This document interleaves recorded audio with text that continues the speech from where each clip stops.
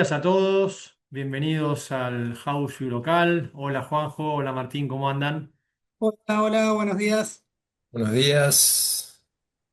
Bueno, hoy 26 de marzo estamos haciendo el House View Local después de un mes bastante movido con los temas geopolíticos entre Estados Unidos, Irán, los Emiratos, el petróleo superando los $100, el riesgo país sosteniéndose en niveles de 600 puntos, que hay que ver si pareciera mucho o poco, dado el contexto. Bueno, y ver un poco cuál sería la evolución hacia adelante de estos temas y la implicancia que tiene en el mercado local. Asimismo, bueno, nada, acumulando bastantes reservas en estos últimos semanas, con lo cual el plan sigue siendo mantener o sostener las variables locales. No sé si quieren hacer una dinámica similar a la que hacemos siempre. Martín, repasamos un poco con vos lo que fue y que se viene para adelante y después vamos con Jota con todos los temas de mercado.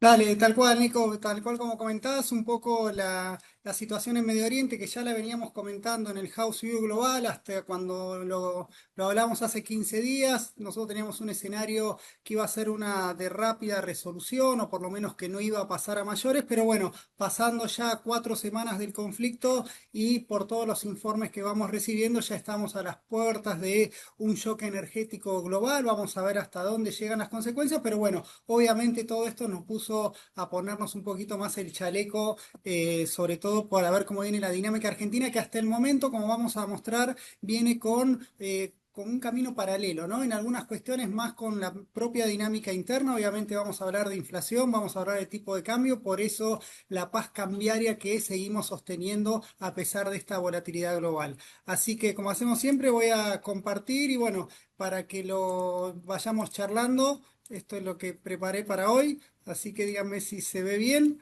¿Estamos bien, Nico? Sí, se ve perfecto. Puedes ampliarlo si Bueno, querés algo.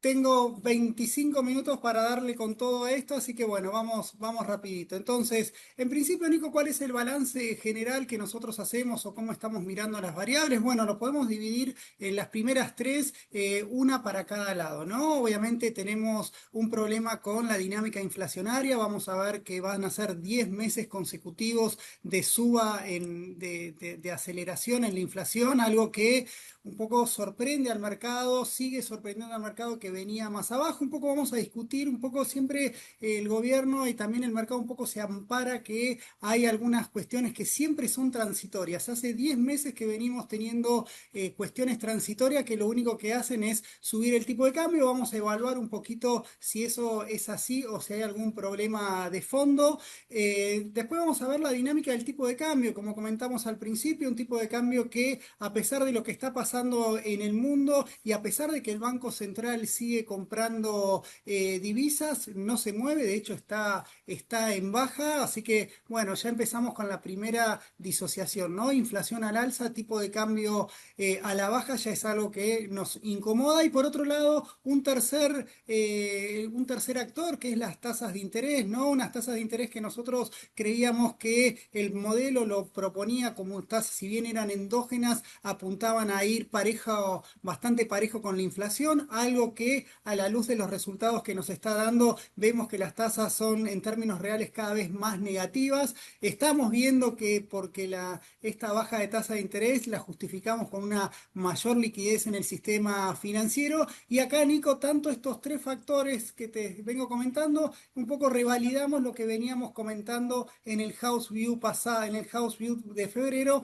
En aquel House View nosotros habíamos titulado como este stop and go que tenía la economía y cómo este stop del nivel de actividad mejoraba el saldo del balance cambiario, básicamente por caída de importaciones, y ahora ese stop también nos está repercutiendo en la liquidez del sistema, básicamente por la contracción que estamos teniendo de los préstamos. Eso es lo que vamos a ver, y por otro lado, lo pongo en rojo, pero porque es un poco lo que nos cambió un poco nuestro escenario. Nosotros para esta altura, Nico, deberíamos estar hablando de un riesgo país a 450, 500 puntos básicos, como se los veníamos marcando, y bueno, por todos estos factores lo hemos modificado. Vamos a ver, seguramente después J lo va a reforzar, pero esta combinación de una macro local en el cual tenemos o mayor inflación, una actividad que no repunta y con un gobierno que mantiene la solvencia, mantiene, si querés, el equilibrio fiscal, pero que le está costando, ¿no? Es como que está aguantando ahí los trapos como para que las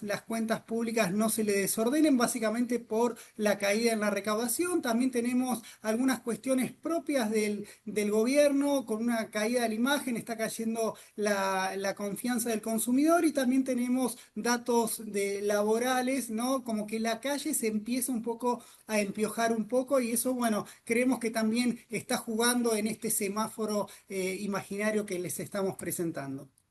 Entonces, a ver, no me deja pasar esto, ahí estamos. Un poco acá, Nico, vamos a hacer un balance nuevamente, nosotros hasta febrero les veníamos contando que el mundo nos venía jugando a favor. Fíjense la columna de enero y febrero, cómo todos los indicadores globales venían viento en popa para Argentina, el dólar se debilitaba, no solamente se debilitaba contra las principales monedas, sino también contra las dos principales nuestras, ¿no? Que son el yuan y el real. Fíjate, el yuan se había apreciado contra el dólar casi un 2% y lo mismo el real brasileño habían caído al 6%. Bueno, eso desde marzo que tenemos, justo cae la guerra, arranca el 27 de febrero, por lo menos para ponerle un punto de inicio, y cómo esta situación se dio vuelta del dólar de debilitarse a fortalecerse. Tampoco es que fue exponencial, pero sí cambió ese rumbo. Contra las principales monedas se apreció un 2% contra el yuan y el real un poco que le están haciendo precio, ¿no? Todavía el real, como ven en la imagen de la derecha, sigue estando relativamente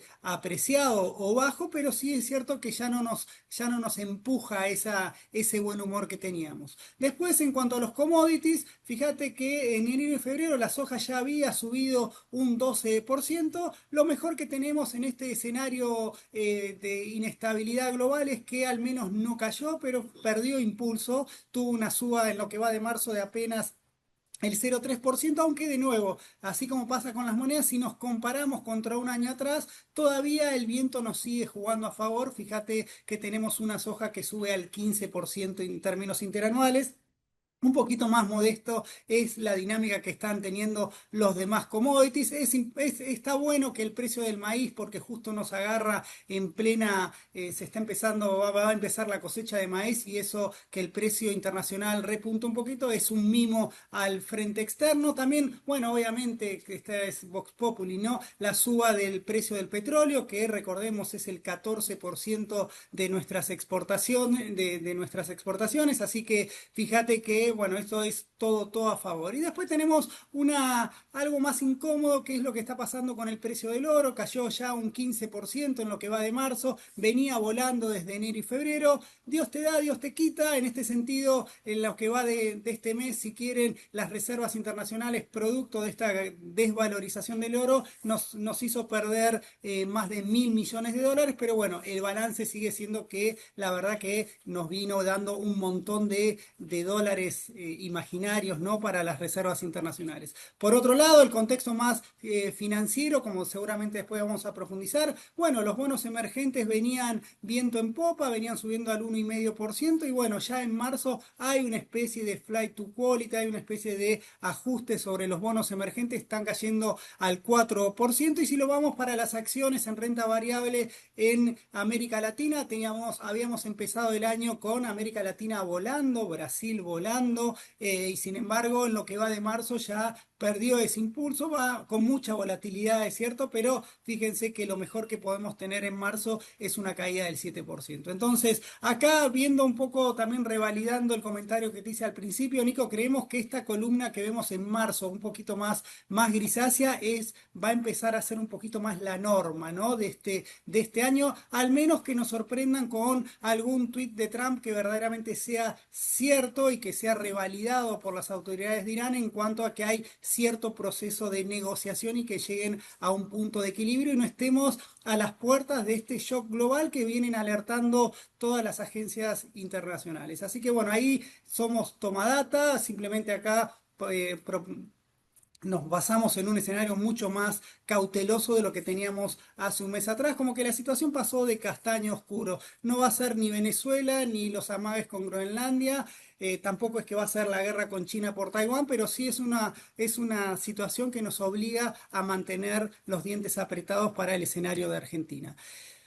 Como les dije, hay cosas que nos juegan a favor y hay cosas que nos juegan en contra, siempre mirando el frente externo, obviamente con varios ojos, y en principio lo que nos juega a favor, como les mostré en ese cuadro, es la dinámica de los commodities, con esta suba que tiene el precio del petróleo. Por lo general, cuando sube el precio del petróleo es muy difícil pensar que los demás commodities se vayan a disociar, ¿no? A que tengan caminos diferentes. Si ustedes hacen una serie de commodities históricas, van a ver que sube el precio del petróleo, más temprano que tarde los demás commodities van a acompañar. En el caso de los metales preciosos, como el oro, la plata, el platino, bueno, van a tener cierta diferencia porque venían en otro rumbo, ¿no? Ya habíamos hablado del precio del oro en niveles récord, que tiene otra historia detrás. Pero si sacamos ese componente y vamos a los metales, al agro y a la energía, que son más los dependientes del ciclo económico, podemos decir que esta situación favorece por el lado de, si quieren, comercial, ¿no? Fíjate que el índice de precios de materias primas, que es esto que arma el Banco Central y que se pondera por la participación que tiene cada uno de los commodities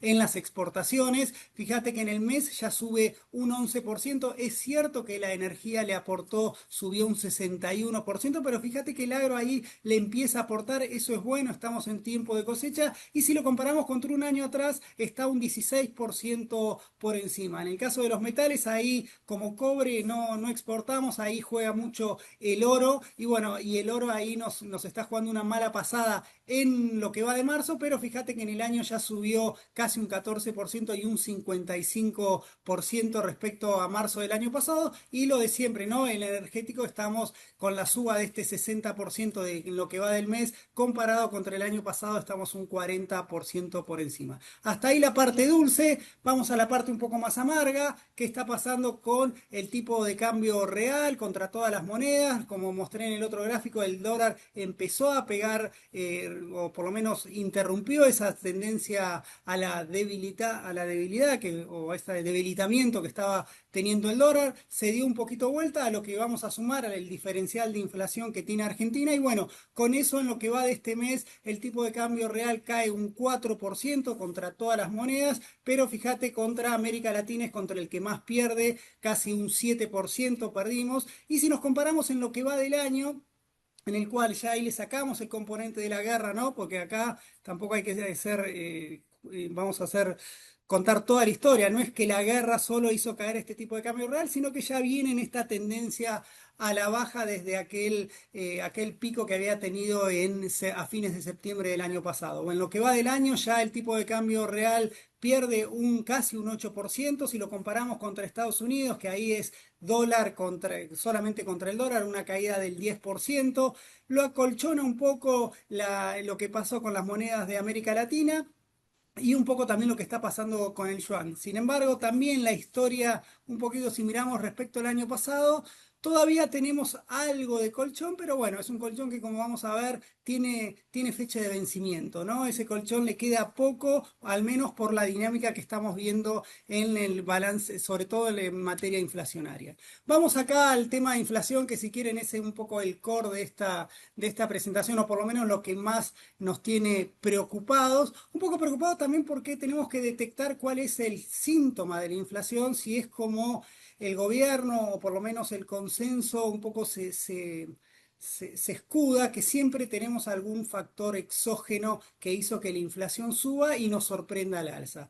Parece muchos meses para que nos vengan sorprendiendo continuamente. Nosotros no esperábamos una inflación del 2,9, ustedes lo saben, esperábamos un 2,6, y todos los meses nos fuimos quedando cortos, pero siempre con una tendencia que la inflación y el proceso de desinflación iba a tardar mucho más de lo que las expectativas marcaban, y sobre todo lo que el gobierno nos planteaba en el presupuesto. Entonces, lo que nos obliga a esto a meterle muchos doble clic a cada uno de los indicadores de inflación. Nosotros para marzo estamos previendo una inflación del 3%, si no es 3 será 2,8, no importa, lo pongo entre comillas, lo importante es que el mercado espera mucho menos, y eso un poco nos nos interpela, ¿no? A ver qué es lo que estamos viendo, si es para preocuparse, si marca la tendencia o simplemente es un ruido por ajuste de precios regulados. Como ustedes lo pueden ver en el gráfico de al lado, empezamos a contar las cosas. Ustedes, como verán, 10 meses consecutivos de aceleración inflacionaria, estos son 10 excusas diferentes para mostrar por qué subían los precios. Pero vamos a concentrarnos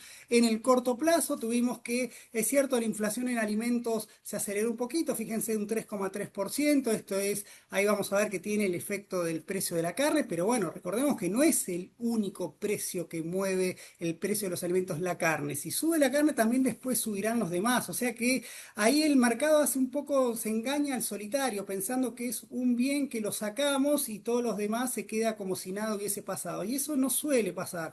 Ejemplo básico, ¿no? Sube el precio de la carne de vaca primero, después se va a ir trasladando a los demás cortes de carnes, por eso vamos a ver que la carne está subiendo más de lo que está subiendo el precio del asado, que es lo que todos están mirando. Por otro lado, también los precios de vivienda, o bueno, de ahí tenemos toda la parte de precios regulados, sí, es cierto, eso se esperaba que iban a subir, pero fíjense, una suba del 7% al 44% interanual es algo como que el ajuste de precios está siendo un poquito más agresivo de lo que veníamos esperando. Obviamente volvemos a interpelarlos a ver si no nos quedamos cortos en ese ajuste de precios regulados. Es decir, lo que quiero mostrar, Nico, es que cualitativamente estamos de acuerdo a grandes rasgos, lo que no estamos tan de acuerdo es cuantitativamente, cuánto es el impacto que eso genera, sobre todo para después ver cómo nos posicionamos en nuestras carteras, ¿no? Y por otro lado también tenemos, bueno, en el caso de febrero subió el rubro de educación, un 9,2%, si bien ahí lo ven bajito en febrero, cuando lo vemos cuánto debería haber aumentado, es un 51%, es sin duda los que le vienen ganando por creces, ¿no? Entonces después venimos, solo le decimos, ¿es solo ajuste de carnes y tarifas? Y bueno, ahí tiene un punto el gobierno, o por lo menos lo que tratan de defender, que la inflación no es para preocuparse tanto, porque si miramos ahí el precio, fíjense, el precio de electricidad, gas y agua subieron un 12% en febrero, la carne subió un 7,2%, lo mismo gran parte estuvieron altos estuvieron altos. Sin embargo, si sacamos todos esos precios y de nuevo le hacemos trampa al índice como para que torturarlo y que nos dé menos, bueno, uno puede dar que la inflación te dé mensualmente al 2,2%, que es un poco lo que viene mostrando el Banco Central en sus presentaciones. También lo presentaba en enero y no pasó en febrero y mucho menos pensaba que se iba a pasar esto en marzo, en el cual obviamente ahora tenemos un actor nuevo que es el rubro acá de naftas, que si bien había subido en diciembre, en febrero, en enero y febrero estuvo relativamente estable. Bueno, recuerden que en marzo acá nos va a costar, va a subir casi un 10%, o sea, ya les voy cantando la excusa de marzo, subió el precio de las naftas. Bueno, es siempre lo mismo, ¿no? Entonces, hagamos la película general. La inflación está, la inercia entre el pass-through que no se terminó y algo de política monetaria que después vamos a discutir, bueno, obviamente hace que este proceso de desinflación se haya frenado, haya tenido una pausa. Por eso es que la inflación de este año, que se venía previendo que iba a principio de año, que iba a ser del 20% interanual, ya estamos hablando de que puede ser del 28-30% para este año, lo cual sería una desinflación muy amarreta respecto a lo que había sido en 2024. Vamos a la parte más dulce, el tipo de cambio, ya lo ven todos, si quieren el gran juego, por qué el Banco Central está comprando mucho. Fíjense, ya en las últimas ruedas está empezando a acelerar el ritmo de compra. Fíjense con las compras de ayer de casi 140 millones, y lo promediamos en las últimas 5 jornadas, fueron 105 millones de dólares por día, es lo que está comprando, en un contexto en el cual no es el agro el que le está dando tanto, por lo menos esto que haya duplicado el ritmo de compras en estos últimos, en lo que va de marzo, no es tanto por el agro, sino que es el resto de las cuentas el que nos está previendo o dejan de salir o están entrando más. Lamentablemente, Nico, siempre llegamos un poquito tarde. El calendario del House View no nos permite ver un poquito más atrás porque tenemos los últimos datos oficiales, son los de enero, así que ahí tenemos que un poco jugar o por lo menos hacer estimaciones que, bueno, a veces podemos fallar, obviamente, pero lo cierto es que no son los dólares del campo lo que le están permitiendo tanto al Banco Central comprar, sino es el resto de las cuentas, ¿no? Y ahora lo vamos a ver un poquito más. ¿Cuáles son ese resto de las cuentas? Bueno, tenemos un poquito de todo y ahí está un poquito el stop que le veníamos contando. Fíjense cómo mejoró el saldo comercial o creemos que mejoró. La parte, esa mejora en el saldo comercial más que compensa este déficit crónico en la balanza de servicios. También tenemos que estarían entrando los préstamos financieros. Acá tenemos las ONs que emitieron en los últimos meses y se van liquidando. Y después el gran acertijo, a ver cuánto fue la demanda de dolarización de las personas físicas, a ver si superó, si se fue a 0, a 1000 o si se mantienen los menos 2000. Nosotros por ahora lo mantenemos cauto y después tenemos otras, si quieren, otras ventajitas, que es lo que nosotros llamamos el resto de las cuentas, donde ahí estaría el carry trade, en el cual todavía le sigue aportando dólares. Vos, Nico, me preguntarás, bueno, ¿cómo sigue para los próximos meses? Bueno, es natural que la liquidación del agro los próximos 3 meses suba, así lo marca la estacionalidad. Olvídense de esta chanchada que fue en septiembre, ¿no? Esta eliminación de las retenciones, pero si sacamos y vamos a lo que fue entre 2015 y 2019, más o menos el ritmo de liquidación, uno podría prever que de acá a mayo el ritmo de liquidación del agro, que hoy son más o menos 100, 120 millones de dólares por día, se dupliquen, ¿no? Entonces, por el lado de la oferta, vamos a tener mucho más dólares. Acá la clave va a ser si el stop se mantiene, si vamos a poder, si esta suba en la liquidación del agro me va a poder mantener este superávit comercial que compense estos déficits crónicos que tenemos en las demás cuentas, o si verdaderamente no va a alcanzar producto de que ojalá sí sea en el sentido de que la actividad repunte y bueno, cuando reactive la actividad seguramente van a repuntar las importaciones. Y a eso quería un poquito hablar, un poco siguiendo con nuestro view de por qué sobran dólares. Y acá lo vemos un poco en un poquito más conceptual, que qué está pasando con la balanza comercial de bienes. Esto es más devengado, no es liquidado, pero para que tengan una idea de cómo la estamos viendo. Es cierto que en el primer bimestre del año, fíjense, el saldo comercial mejoró un montón respecto a lo que había sido el año pasado. A esta altura del año pasado, en los primeros 2 meses teníamos un superávit de 500 millones de dólares. ¿Se acuerdan cómo lo alertábamos a eso, no? Cuidado que se nos acaba digamos, el caballo del comisario, digamos, era eso, ¿no? Bueno, ahora lo tenemos a favor, casi 3.000 millones de dólares de superávit. Y fíjense que no fue tanto el sector energético el que me explicó esa mejora, sino que fue el resto de las cuentas. Y cuando vemos el resto de las cuentas, ¿qué tenemos que ver? Y bueno, ¿cuánto hay caída de IMPO ahí? ¿No? ¿Cuánto hay caída de IMPO? Porque si vemos las exportaciones, cuidado que las exportaciones, si lo vemos en cantidades, salvo productos primarios, que acá tenemos el trigo, tenemos, bueno, bien impactado la cosecha, es lo único que se mantiene, el resto de los componentes de las exportaciones viene de castaño oscuro, ¿no? No se saca un aprobado. Incluso fíjense en las manufacturas industriales, ¿no? No, muy, muy amarreta esa dinámica, incluso con contracción. Lo mismo pasa con las manufacturas agropecuarias, 5,2%. Entonces, ahora lo que vamos a tener es que vamos a gozar de mejores términos de intercambio, pero la clave va a estar acá con cómo reactiva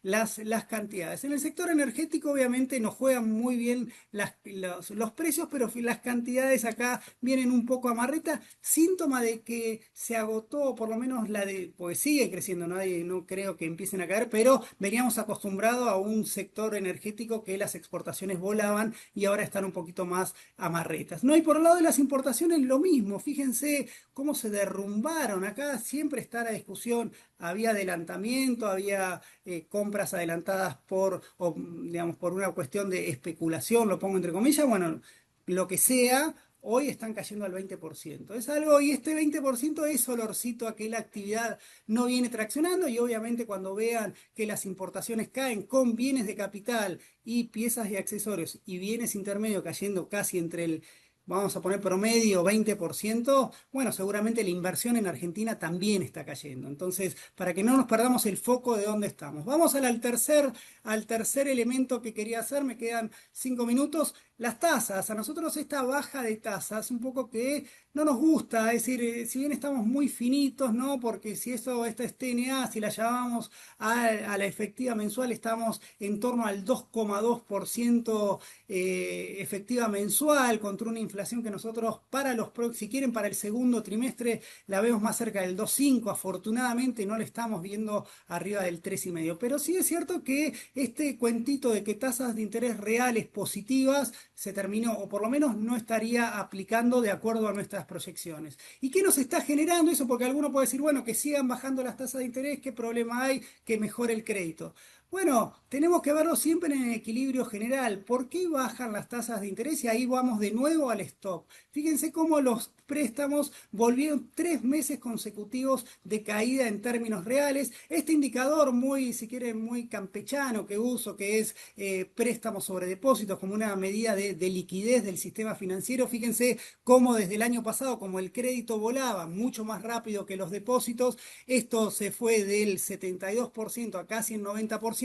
Ahí teníamos esa presión de liquidez y bueno, llega el ajuste o llega la paz de los cementerios, como ustedes lo quieran llamar. Fíjense cómo esto se distiende y esta distensión, para mi modo de ver, es lo que nos está explicando que las tasas de interés hayan aflojado un poco. Pero es por las malas, no tenemos una monetización de la economía, digamos, no estamos teniendo que la gente quiera tener los pesos. Y eso es algo que es un llamado de atención a la política monetaria y a la expectativa de que la inflación baje mucho más rápido. Por eso nosotros ahí tenemos los dientes un poquito más apretados. Y por otro lado, ¿qué tenemos en este contexto en el cual, si bien tenemos datos del PBI que en el cuarto trimestre nos sorprendieron al alza, hoy sale el EMAE que probablemente en enero haya dado bien, algo no está bien en esta economía? Fíjense la morosidad del crédito, se ha exponenciado. Acá tenemos, hace un año era del 1,6%, ahora ya estamos hablando del 6,4%. Si lo quieren abrir entre familias y empresas, obviamente familias es lo que peor está, pero sin embargo fíjense que también está llegando el tema a las empresas. Obviamente este contexto hace que el crédito de que dan los bancos esté más reticente. Fíjense, por eso el crédito del sector privado en porcentaje del activo se amesetó. Por lo tanto, esto le va a hacer una carga, una mochila pesada para el nivel de actividad.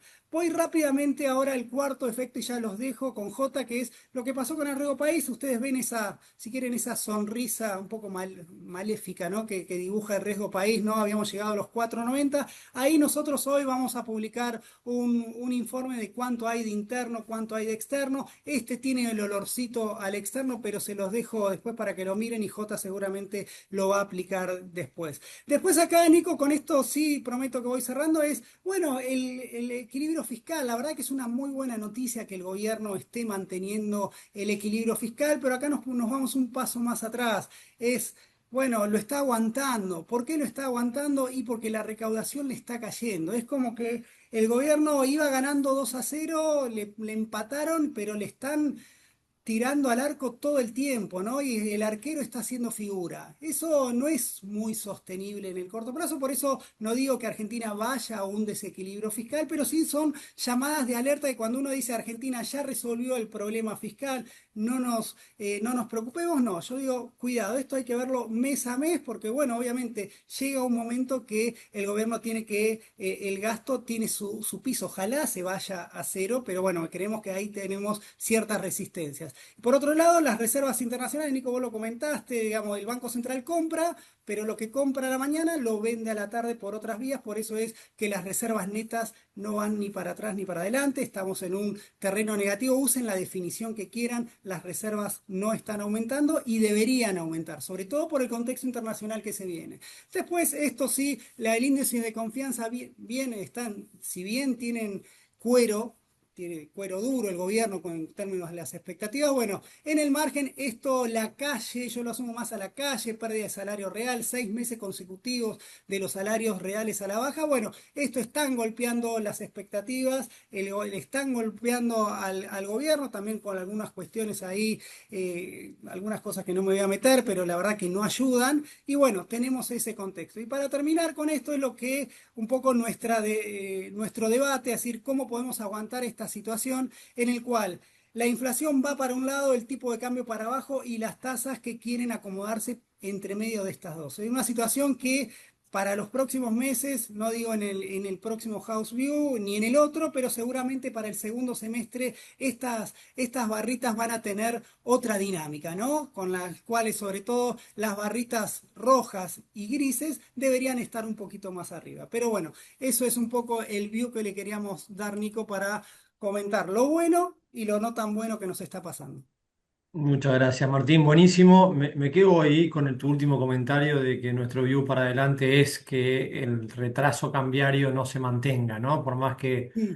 estemos entrando en una etapa de liquidación alta y eso genere fricción con que no pueda haber un salto evaluatorio, porque probablemente las condiciones no estén dadas para eso, las tasas estén bajando aún más o se mantengan en estos niveles, quizás, pero sí que el tipo de cambio debería dejar de retrasarse, ¿no? Nada, lo dejo ahí como algo importante también y interesante para monitorear. Bueno, vamos a dar inicio a la exposición en cuanto a lo que es mercados, Nico, si te parece. Bueno, lo que se está viendo en esta suba de riesgo país que tuvimos desde los 500 puntos básicos a fin de enero de 2026 hasta los actuales 595 puntos básicos. Es básicamente, está justificada por un aumento de adversión al riesgo que se viene dando en el mundo. Yo siempre hablo de los bonos triple C, fíjense, están graficados en el gráfico inferior a la izquierda, fíjense como en lo que va de marzo de rendir 10% saltaron a 11,22%. Esto no fue una suba vertical como se dio en el Retaliation Day en abril del año pasado, más que nada porque se esperaba que la guerra con Irán dure mucho menos de lo que está durando. Hoy por hoy Irán mantiene el control sobre el estrecho de Hormuz, cosa que hay que ir monitoreando, y ahí vemos, bueno, eventos que han pasado en lo que va de marzo que te muestra este aumento de la adversión al riesgo y algo que tenemos que seguir monitoreando como un rescate récord que hubo en el ETF de EMB, que es el Emerging Market Bonds, es el ETF más líquido en cuanto a lo que son los bonos emergentes, y lo que está pasando con la industria de private credit, ¿no?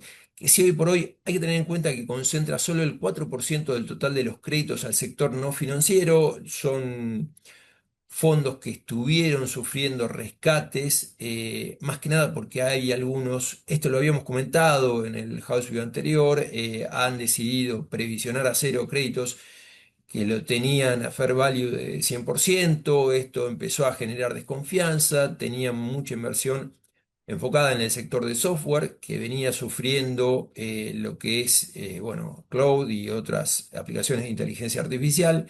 Esto generó obviamente ciertas restricciones, pedidos de retiros de fondos de inversores que la verdad intuyo que tomaron un riesgo mayor del que se suponía que conocían al momento de ingresar en los private credits, y lo que está generando más que nada es una presión a riesgo de rollover que pueden llegar a tener emisores de alto riesgo, que es lo que tenemos que monitorear a futuro por estas circunstancias. Más allá de todo esto, vamos a verlo después, lo bueno que el mercado de renta variable, más allá de lo que viene pasando en el mercado de renta fija, está contenido, no hay señales de pánico, la probabilidad de recesión de Estados Unidos por el consenso de Bloomberg es por ahora baja, 25%, y los índices de anuncios de recorte de empleo y bancarrotas están en niveles bajos respecto a lo que estaban en 2025. Con lo cual no hay pánico, pero es una situación que hay que ir monitoreando.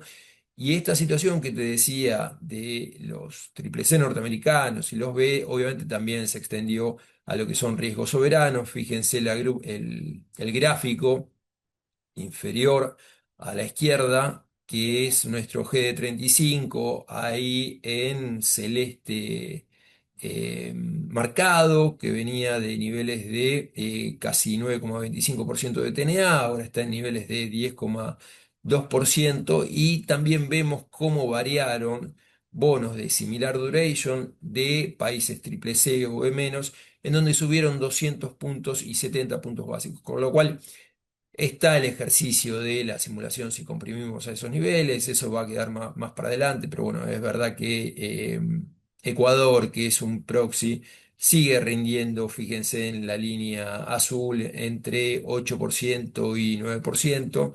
eh, pero bueno, esto básicamente se explica lo que les comentaba de la situación del riesgo país por los eventos que vienen pasando, por este aumento de aversión al riesgo, más allá de que el Banco Central viene haciendo algo que le pedíamos al gobierno, que es que compre reservas. Lleva comprado 3.929 millones de dólares en el 2026, que da un promedio de 70 millones de dólares diarios. Este promedio en las últimas tres ruedas, en parte por los feriados que hubo, subió a 150 millones de dólares. Pero bueno, la verdad es que cuando uno tiene viento de frente, como lo que viene pasando en los mercados de renta fija en el mundo, es muy difícil lograr comprimir riesgo país. Lo vemos en la gráfica, fíjense, este es el spread en gris de los triple C con los treasuries en todo momento que subió el spread, como vimos en 2024, hasta lo que fue el Jackson Hole de agosto de 2024. Nuestro riesgo país de 1.200 puntos había llegado a 1.600 puntos. Después, con el Retaliation Day, previo al Retaliation Day, vemos la suba que hubo de casi 500 puntos básicos de spread de los triple C a los 950. Nuestro riesgo país obviamente subió. Y bueno, ahora estamos en esta circunstancia donde el spread de los triple C venían en niveles de 580 puntos básicos, ahora subieron a casi 700 puntos básicos. Siempre hablo de un objetivo de nuestro riesgo país en el spread intermedio entre los triple C y los B. Hoy por hoy ese objetivo serían 510 puntos, pero bueno, la realidad es que por nuestro beta, siempre que se desplazan el spread de los triple C, corremos riesgo de que nuestro spread aumente más. ¿Qué es lo que va a ser clave más allá de que siempre hablamos de que para que baje el riesgo país tenían que comprar reservas, están comprando reservas y no baja? Obviamente el hecho que compre reservas es una condición necesaria, pero no suficiente. Sí que tenemos que monitorear es si puede lograr empezar a refinanciar en lo que va de este primer semestre de 2026 los vencimientos al 2027. Este es un cuadro actualizado con las colocaciones del OE 27 que se dieron hasta ahora. Fíjense, en el 2027, considerando lo que es organismos multilaterales, que es neto de Fondo Monetario y Club de París, tenemos que pagar 26.450 millones de dólares. En términos de PBI no es tanta plata, pero bueno, el hecho de que no hayamos accedido a los mercados internacionales te obliga a ir monitoreando constantemente cómo vamos a ir a pagar esto. Si conseguimos el rollover de estos otros organismos internacionales, tendríamos que conseguir 21.450 millones de dólares en el 2027. Recuerden que acá no está ni Basilea, que son 2.500 millones de dólares que se tomaron para cancelar la deuda con el Tesoro de los Estados Unidos, ni el swap China ejecutado de 5.000 millones de dólares. Vamos a ver. Clave a futuro, obviamente, es ver si en el primer semestre, en lo que queda de este primer semestre, logra refinanciar. El ministro de Economía, Caputo, habló de que se estaría por cerrar un financiamiento que permita el pago del capital de los próximos tres vencimientos. Estos son casi 7.500 millones de dólares hasta julio de 2027. Supuestamente serían créditos bilaterales. La verdad que habiendo logrado que el Tesoro de los Estados Unidos compre pesos en pleno shutdown, debería tener el beneficio de la duda. Vamos a ver qué es lo que se conoce, pero bueno, Esta situación sí nos lleva a mantener una cautela hasta que veamos una reversión del escenario internacional, que puede darse porque se libera el paso del estrecho de Hormuz o vemos caída por otra razón de los spreads corporativos. ¿Cuáles son las fuentes de fondeo que, bueno, ya comunicaron que van a apelar para tratar de financiar este 2027? Ayer se conoció la licitación del AO28 en línea con el AO27. Va a ser una emisión máxima de 150 millones de dólares en la primera licitación, con una reapertura de 100 millones de dólares en la segunda vuelta, al precio de corte que se determine. Como el AO27 ya cotizaba bajo la par, si lo vemos con la unidad de cuenta de cable, no tiene precio mínimo de suscripción. El AO 28, lo bueno del AO 28 es que es una colocación que traslada los vencimientos de 2027, que no suma a la pared del 2027 como el AO 27. Vamos a ver qué éxito tiene. La realidad es que la emisión es baja, pero bueno, es buena señal.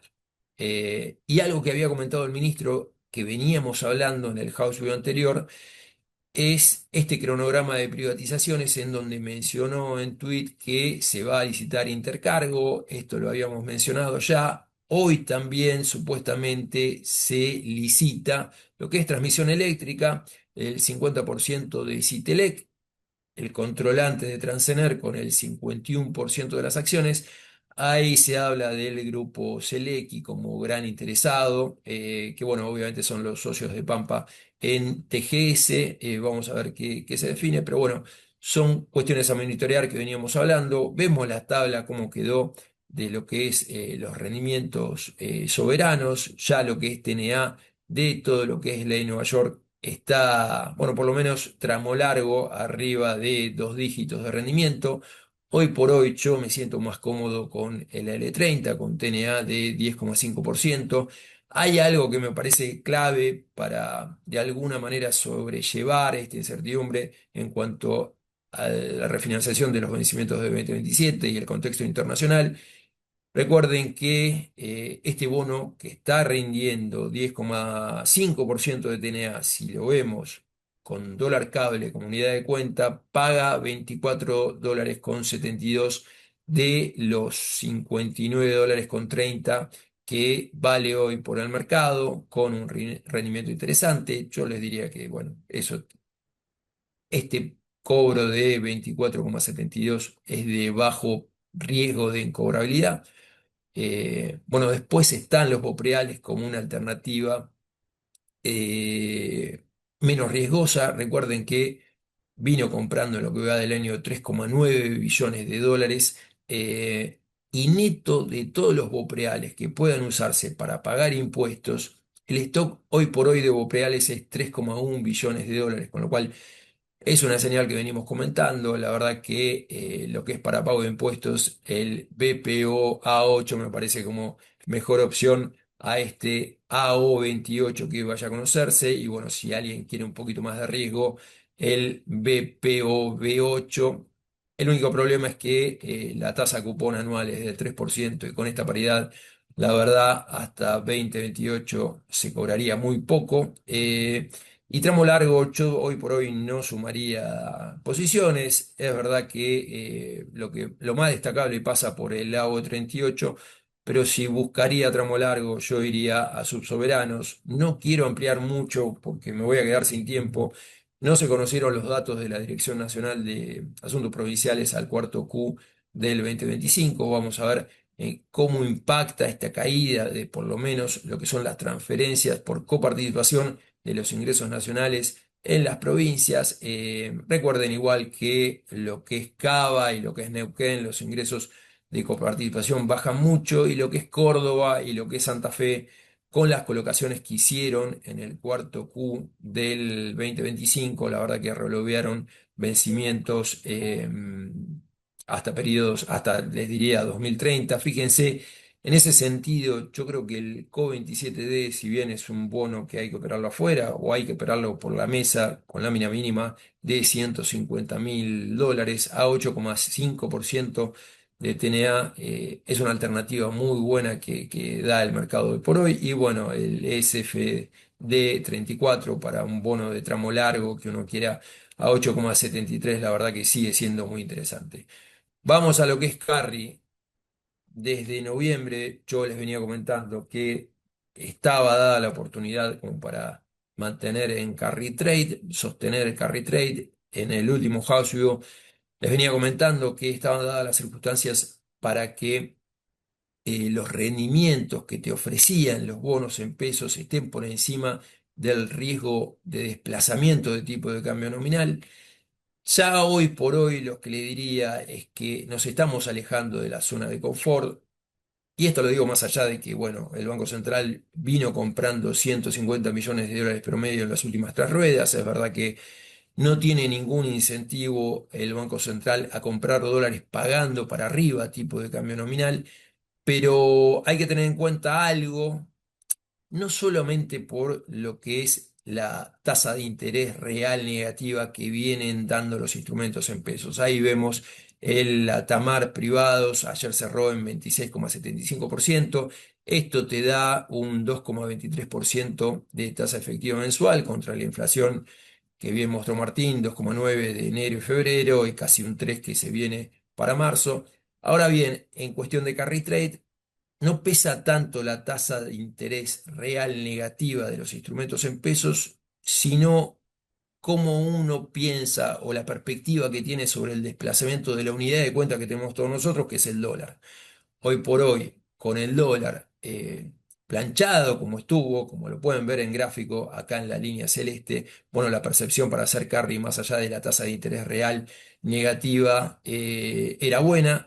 Ahora, no obstante, ¿cuál es la variable a monitorear? El tipo de cambio real multilateral. Y lo que nos muestra el gráfico, que también lo mostraba Martín, es que no está lejos de los niveles que tuvimos en el primer trimestre de 2025, que obligó al gobierno a reformular su política cambiaria, levantando el cepo para lo que es privados y consiguiendo un nuevo blindaje del Fondo Monetario Internacional. Yo la verdad que ya cuando el tipo de cambio real multilateral se acerque a esta zona, que no le falta mucho, le falta un mes, es verdad que esta perspectiva de dólar planchado en la opinión de muchos inversores, puede cambiar y ahí es probable que veamos un aumento de la FAE, que la realidad que con el dólar planchado y con el carry de 2,2% estuvo atenuada. En lo que es análisis técnico, hay unas señales que también están mostrando sobreventa de lo que es el dólar, con lo cual podríamos ver que esta caída que tuvimos, esto es con dólar cable, que venía de casi 1.580 pesos por dólar a los 1.450, puede empezar a revertirse, pero no muestra un cambio de tendencia. Sí, lo que muestra es que hay saturación en la venta, con lo cual nos estamos alejando de la zona de confort. ¿A qué voy con todo esto? Yo les diría, no abran nuevas posiciones de carry y si tienen mucha exposición a pesos, vayan tomando ganancia. Lo que es el mundo pesos, la verdad que en este contexto las break-even de inflación están en niveles bajos. Yo les diría lo que es tramo largo, busquen ser. Acá hay las alternativas, fíjense, el TZX28 puede ser una alternativa y lo que se sienten cómodos con opciones de más corto plazo, que es mi caso, fíjense lo que son los duales, el TTJ26 y el TTM26, por una cuestión de liquidez, me parece que son los bonos duales a tener.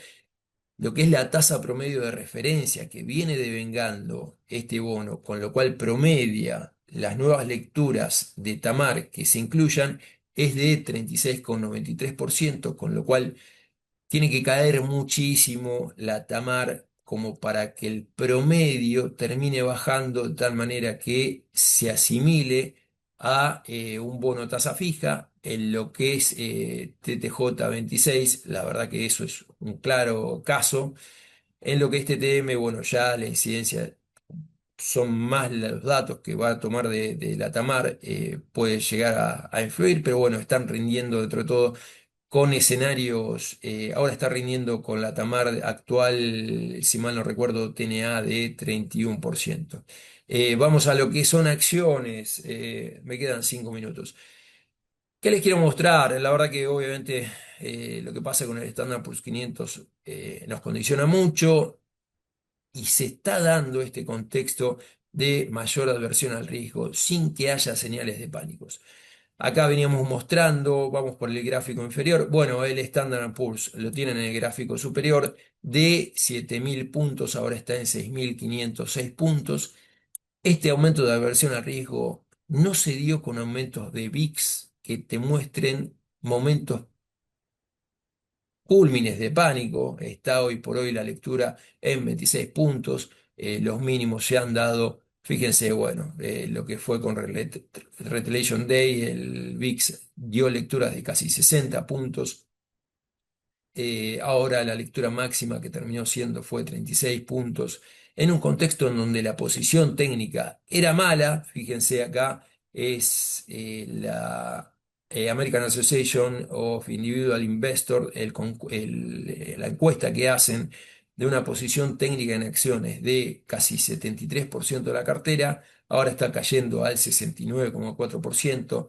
No es un nivel bajo como para pensar en un piso por este indicador, pero bueno, la verdad que hoy por hoy los BERS están mandando en el mercado. Fíjense lo que es la relación entre los inversores y que están optimistas y los que están pesimistas. No te muestran señales de cambio de tendencia de corto plazo, pero bueno, se está dando señales de alguna manera de que no hay pánico, y me parece que más allá de todo esto, si bien hay que primar la cautela, hay oportunidades muy lindas que está dando el mercado internacional. Un caso es Nu Holdings, otro caso también, más allá de todo lo que está pasando con las empresas de inversiones alternativas. Estudien Brookfield, BN, algo que ya venía hablando Camilo. Me parece que a niveles de $37, ahora está en 39, es como para guardar y acumular. Y vamos a lo que son acciones locales. En este contexto, donde el Merval estuvo recuperando de los mínimos, en parte impulsado por el sector energético, ahora está valiendo $1.930. Seguimos siendo selectivos en lo que es el Merval, priorizamos exposición a las acciones que veníamos hablando antes: Pampa, Vista, Vima, Ternium Argentina, y me parece que hay una eh, oportunidad en Aluar, dada la caída que tuvo el precio de la acción. Hoy vale Aluar $1.500, $1.500 millones, ahora lo vamos a ver, y la exposición y lo que está pasando en el mercado internacional de aluminio con esta crisis energética motivada por la guerra con Irán. Vamos primero a ver los ratios, ahí lo pueden ver, esto le va a llegar en el informe. Bueno, Vima está con Enterprise Value EBITDA, datos de los balances al 2025, 7,2%. Esto va a caer al 6% con una EBITDA de 200 millones que estimamos para este 2026. Recuerden que ya anunció dividendos a ser aprobados por la Asamblea por $150 millones, poco menos de dos dígitos de dividend yield. Esto se va a mantener. Pampa está valiendo 5,3 Enterprise Value EBITDA, con el EBITDA de 2026 este ratio se va a ir a 4. Bueno, Vista, ahí tienen. Bueno, vamos a hablar de las empresas. Básicamente, Ecogas, algo como para monitorear. Entró recientemente el 23 de marzo al Merbalsa, entrando por Telecom. Está con Enterprise Value EBITDA de 3,35, Price Earning de 7,20. Hay cierta depuración por el proceso que hubo de salida de mercado de todo el holding. No obstante, fíjense, pagó $120 millones recientemente, tiene deuda neta de $27 millones. En lo que es reguladas parece interesante. Pero bueno, algo que les quería mencionar, por más que nada algo que veníamos hablando en el House View anterior, había mencionado como un precio target $74 de Vista. Olvídense de lo que le dije. La verdad que Vista termina siendo el mejor vehículo para captar las circunstancias actuales de lo que es el mercado de petróleo. Al cuarto Q del 2025 pueden ver en la gráfica que está a la derecha, exportaba 2/3 de su producción.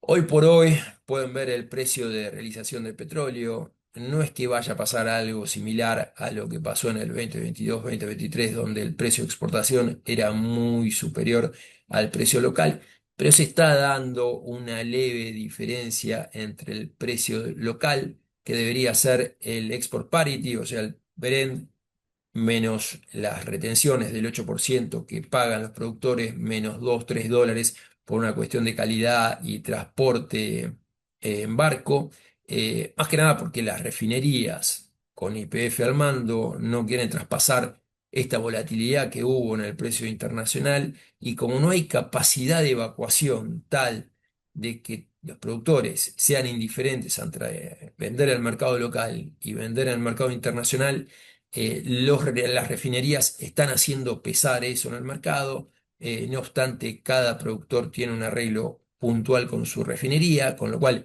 no es que vamos a ver una ampliación de los spreads como hubo en el 2021 a 2024, pero bueno, sí hay una leve ampliación. Había un artículo de Sofía Bustamante mencionando que las refinerías estaban pagando menos de 94 dólares el barril. Es un buen precio. Pero ¿a qué voy con todo esto? Bueno, la realidad, venimos hablando en su momento de un target price de 74 dólares, suponiendo un Enterprise Value EBITDA 2027 de 4 en un ejercicio con la consolidación de los activos de Equinor y un Brent de 70 dólares. La circunstancia internacional nos lleva a pensar donde vamos a tener un Brent entre pisos 75 dólares a futuro. La curva se está desplazando para arriba, mismo tramo largo. La empresa, bueno, hoy por hoy suponiendo un precio de realización hasta fin del 2026, manteniendo este 4 veces Enterprise Value EBITDA 2027 con Brent de 70 dólares, que es un objetivo de mínima. Hay que pasar de 74 dólares a 82 dólares, no obstante sigue estando barata la compañía. Yo le diría hoy por hoy, hay que pensar en arriba de 100 dólares la acción como para vender, si no las mantendría. Va a haber ahora el 15 de abril, se va a destrabar el lock-up de 3,6 millones de acciones que había emitido Vista para comprar Petronas Argentina. No creo que haya gran impacto por el lock-up este de las acciones, pero bueno, sí es algo para monitorear. La compañía va a aprobar un buyback de 150 millones de dólares, que seguramente, bueno, va ser fondeado con estos ingresos extra que le genera la situación que se está dando en el mercado internacional. Fíjense, del EBITDA proyectado en el Investor Day de noviembre de 2026 de 1.900 millones de dólares a 90 dólares precio de realización de acá a fin del 2026, ese EBITDA sería casi 2.800 millones de dólares, 2.865 millones de dólares cada 10 dólares que sube el precio del blend. Si se mantiene por año, implica casi 300 millones de dólares adicionales de EBITDA. La verdad que está hecho un cash machine la compañía, a 80 dólares de realización. La TIR de los pozos está por arriba del 60%. Igual es una TIR medio mentirosa. Fíjense que lo que es clave, un pozo vale 12,3 millones de dólares, se repaga con la producción del primer año, con lo cual la TIR te puede dar cualquier cosa. El valor actual neto con un descuento del 15% a un precio de realización de 70 dólares es de 31 millones de dólares, a un precio de realización de 80 dólares es de 37 millones de dólares por 12,3 millones de dólares de inversión. La verdad que es un activo que hay que tener porque el management viene haciendo todo bien. Compra empresas muy baratas en el momento que el precio del Brent estaba muy bajos, y bueno, y ahora está recolectando los beneficios. Pampa, ayer hablé con Lida, la verdad que lo mejor está por venir. Es verdad que la empresa hedgeó lo que es la producción de petróleo, que está en pleno ramp up, ahora estaba por cerrar en 20.000 barriles día, con un objetivo de 45.000 barriles día para lo que es Rincón de Aranda. Lo hedgeó a 66 dólares el barril. Esto había generado ganancias de 15 millones de dólares en el cuarto Q del 2025 y había ganancias de mark to market por 45 millones de dólares. Ustedes saben lo que pasó con el Brent. Obviamente esto se va a revertir. ¿Qué hay que tener en cuenta? Si bien el hedge va a generar pérdidas en el primer Q estimadas de 20 millones de dólares, no es que son pérdidas que tiren para abajo la utilidad neta de la compañía, van a estar por sobre la línea operativa en el sentido que el export parity al que logra vender los barriles del petróleo, que están vendiendo efectivamente a export parity, van a terminar compensando el costo del hedge, con lo cual va a seguir registrando ganancias en línea a el precio de realización que venía teniendo el petróleo en los trimestres anteriores. Fíjense, acá se ve 61, sí, 61 dólares en el tercer Q del 2025, 60,90 en el cuarto Q del 2025. Pero bueno, esto se da en pleno ramp up. Lo que son las pérdidas por las posiciones que no vencieron van a estar en los resultados no integrales. La verdad que nadie mira resultados no integrales. Si mirás en los resultados no integrales, Termo en Argentina debería valer el doble de lo que vale. Y bueno, noticias que se conocieron, la licitación de lo que fue la capacidad adicional del Perito Moreno realizada por TGS, de esa licitación de 14 billones de metros cúbicos de gas. Pampa obtuvo 3,3 millones, no es que va a producir 3.300.000 metros cúbicos día de gas, sino que va a sacar de lo que es Plan Gas para autoabastecer consumo de lo que es la central térmica Genelva. La integración vertical tanto de la central térmica Loma de la Lata como de Genelva le va a permitir ganancias de 100 millones de dólares y está analizando la posibilidad de instalar una planta de urea en Bahía Blanca, donde actualmente posee la central térmica Piedra Buena. Sería una muy buena noticia. Es un proyecto de RI de 2.000 millones de dólares. Y vamos con lo último, Nico, porque sé que son las 11, pero bueno. No quería dejar de mencionar la posibilidad que se está dando en el caso de Alvar. Fíjense, el gráfico superior es el precio del aluminio, está cerca de los máximos de la guerra ruso-ucraniana. Hoy por hoy la tonelada de aluminio vale 3.200 millones de dólares más en lo que es el caso de Alvar, el premio por calidad, que en el caso de Europa son 463 dólares por toneladas. En lo que es Estados Unidos, que acá pueden ver el US Midwest Premium, está en 2.400 dólares, pero incluye los 50% de aranceles que fijó Trump recientemente. Esos son casi 1.500 dólares. Con lo cual, lo que es el aluminio primario de Alvar va a estar arriba de los 4.000 dólares por toneladas. Esta guerra sacó de mercado prácticamente 9% de la oferta de productores del Golfo que exportaban, con un muy bajo stock de lo que son inventarios, con lo cual vamos a tener un escenario de aluminio arriba de los 3.000 dólares más los premios de calidad. El año pasado estuvo afectado lo que fue el precio de alumina por una crisis que hubo en Guinea. Se necesita 1,9 toneladas de alumina para obtener una tonelada de aluminio.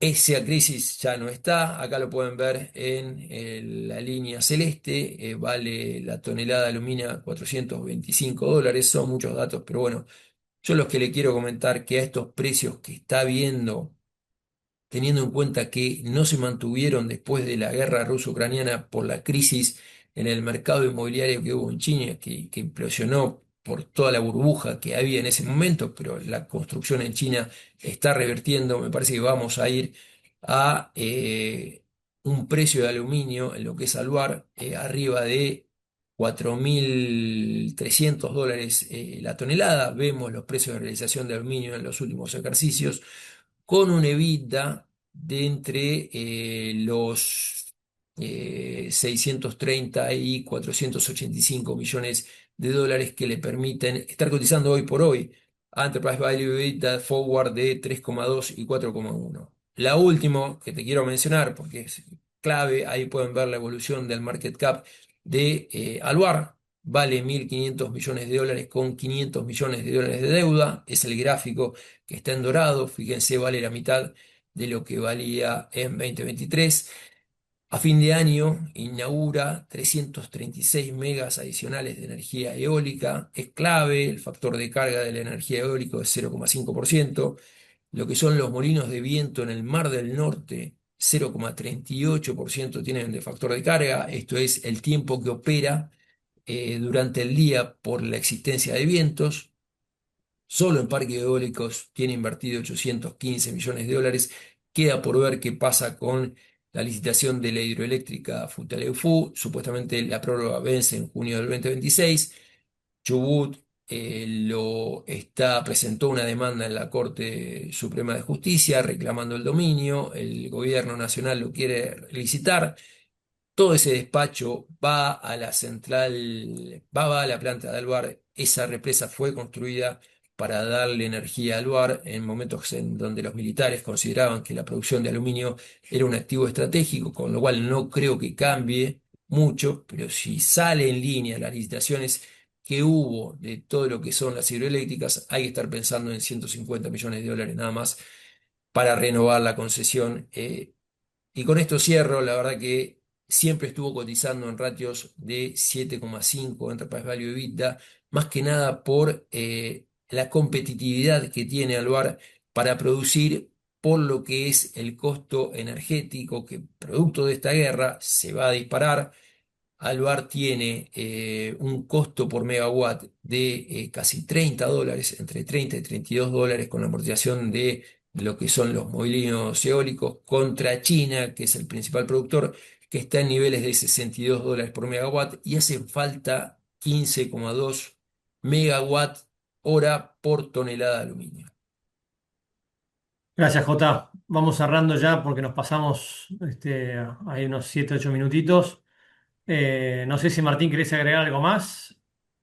No, no, perfecto. Seguir atento a lo que la evolución del contexto global es lo que más hoy nos más está apretando el zapato y sobre todo, bueno, si la expectativa de inflación de abril un poco se descomprime o si no, si seguimos hablando de una inflación más cerca del 3%. Me parece que ahí va a ser donde más cuidado vamos a tener que estar. Bueno, muchas gracias. Atentos a la licitación de mañana, a ver si quedan muchos pesos en la calle y cualquier consulta se comunican con un asesor para mover la cartera si lo creen necesario. Gracias a Bueno, todos. muchas gracias. Saludos.